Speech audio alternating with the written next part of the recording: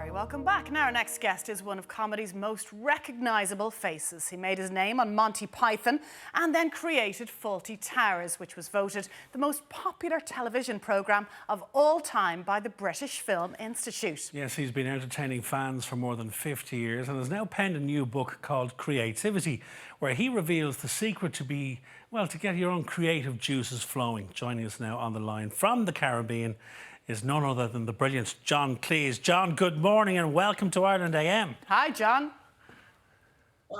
Nice to see you. Yes, I just went out for a walk with my wife and I must say, I think I'm still out of breath because I got lost.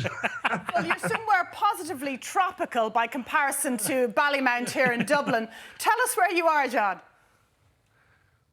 I'm in a little island called Mustique, and it's right down near Barbados, right down in the south of the Caribbean. A very quiet island. It's so quiet that they haven't had a single case of coronavirus. Wow. Can you believe that? Isn't that incredible? Yeah, not a single one. So there's no precautions on the island because nobody's got it. And it's quite a relief, you know, after all the formalities. But I'm here for a few days, and I must say it's absolutely wonderful because as I get older, the one thing I have on my bucket list is not to be cold ever again. Well, it seems you're addressing that, and in a very romantic way as well, John. Oh, that's right. Yes. Well, I went out for a walk with my wife, and she's much younger and fitter than I am, so I had to come back halfway through. That's why I got lost. Listen, John, can we talk about the new book? It's a fascinating read. Oh, well, you absolutely you talk about creativity and you talk about several things in terms of, you know, are there certain people who are creative? Are there certain people who aren't? You say that we're all creative. And one of the things that I took from the book was the example you give with children. If you say, if you stand and watch your children play, watch what they're doing, that's creativity at its simplest. Is that right? Yes, they're just they know how to play. Yeah. And what I've discovered, mainly actually from research, but then when I think of my own behavior, it's totally confirms it, is that if you can play in that very loose, slightly undirected way, then you're much more likely to come up with creative ideas. And the research showed that when they did research on a lot of professionals, including engineers and journalists and architects, and they discovered that the creative ones, especially the architects, were quite simply the ones who knew how to play. And nothing to do with IQ or ability. But the trouble is kids play and then we sort of educate them out of how to play. And the other thing that happens as we grow up, the other reason we become less playful is that when we're kids, the parents are minding the shop. We don't have to think about all those everyday tasks and responsibilities. And as you get older, you have to. And you can't play when you're in everyday life. You have to create a separate space for yourself. I think it's about an hour or an hour and a half, that sort of time. And during that time, you do nothing but play. And the moment you sit down, you start thinking of all the things you should be doing. Exactly, and you talk about that as well. About one of the big enemies of creativity, as you say in the book, is interruption. You know, and that's, you know, to do with kids when you stop them playing, but also with us, if we're sitting down and trying to be creative over writing, etc., just trying to create, and then we're checking emails, the phone lights up, the house phone rings. So interruption is the enemy of creation. Absolutely, and it's lovely that people grasp that, you know, because it only takes an hour to read the book, which is great. Well, who wants to spend more than an hour on the book? I'm going to do a shortened version of War and Peace that you can read in 45. Well, I have to say I agree with you, because I sat down and read the book in about 45 minutes, and I have to say I took an awful lot from it in terms of creativity. But, you know, it's not the worst idea in the world to do a small version of War and Peace. What you see is that... I'm sorry, I went on talking. Say again. I say it's not the worst idea in the world to do an abridged version of War and Peace. No, that's right. I think there's a Monty Python sketch called Summarised Proust. But you're absolutely right. Interruptions are fatal. There's research been done recently which shows that if you're doing something or thinking about something and then you are interrupted, like you answer the phone, it takes you, well, some of the research said 12 minutes and others said 20 minutes to get your mind back exactly where it was when you picked the phone up. And that's all dead time because you're rearranging your thoughts again so that they are going to be exactly what they were at the moment the telephone rang. So that's why interruptions are so deadly. So you've got to create, if you want to be creative, you've got to create a space with boundaries of space and time. That is to say, a place where you're not going to be interrupted. You know, if you're a CEO or something, you just close the door and tell your PA not to let anybody in unless the building's on fire. And then you can start up. But if you're down the bottom of the hierarchy, maybe you have to go and sit in the park or somewhere. I had a friend at Cambridge who used to sit in the loo, lock himself in there. You've got to have those limitations of space so that you avoid interruptions.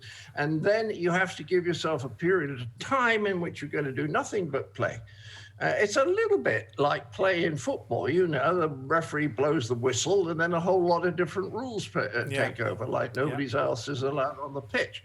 And then at the end, he blows the whistle again and we go back to ordinary life, where you've got to separate the play period from ordinary life. John, can I ask you, because there's a long list of iconic work with your name on it, and I know Simon wants to talk to you about Monty Python in particular, but I want to talk to you about Fawlty Towers because it was a staple for me growing up in our house. It spanned the generations. Everyone in the family loved it, loved you. Why only 2 series, John? Oh, because Connie and I thought we'd done our best, and we thought if we went on, people would say, yes, it's they're very good, the 3rd series. But of course, it wasn't quite as good as the first 2. So what's the point of doing that if your bank manager doesn't tell you to, you know?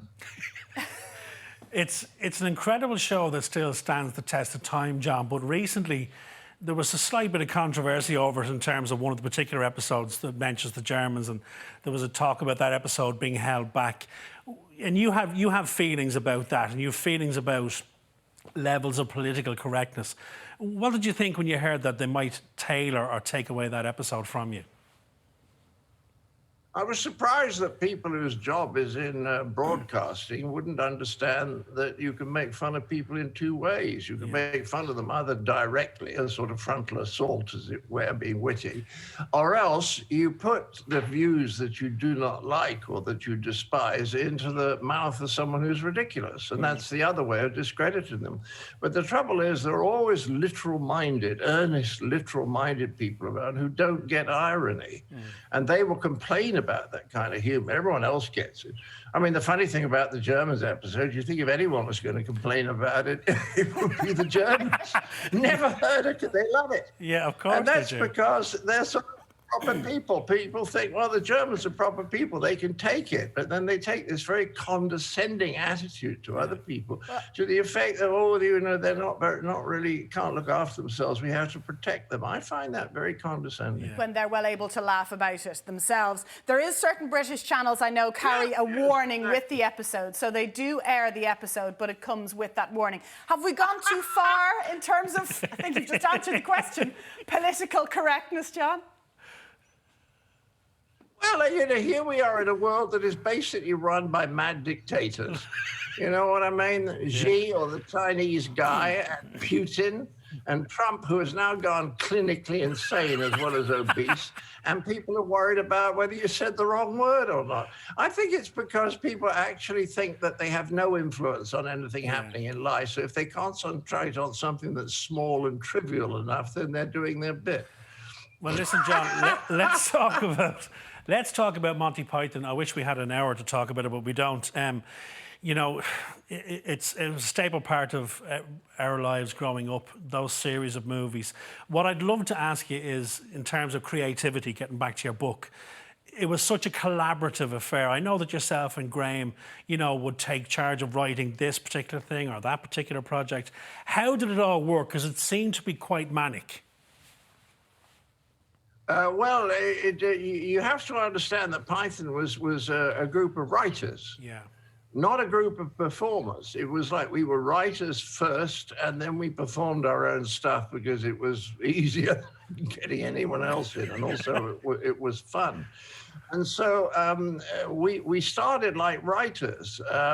And what you discover if you're writing is that if you have 4 people sitting around trying to write, there's always someone who doesn't like the idea that's just been put forward. So 4, it doesn't work. 3 works a bit, but I think 2 is best. If you have 2, you can make real progress. And at the same time, because of someone else there, you get to places you wouldn't get on your own, even if it's just over a misunderstanding.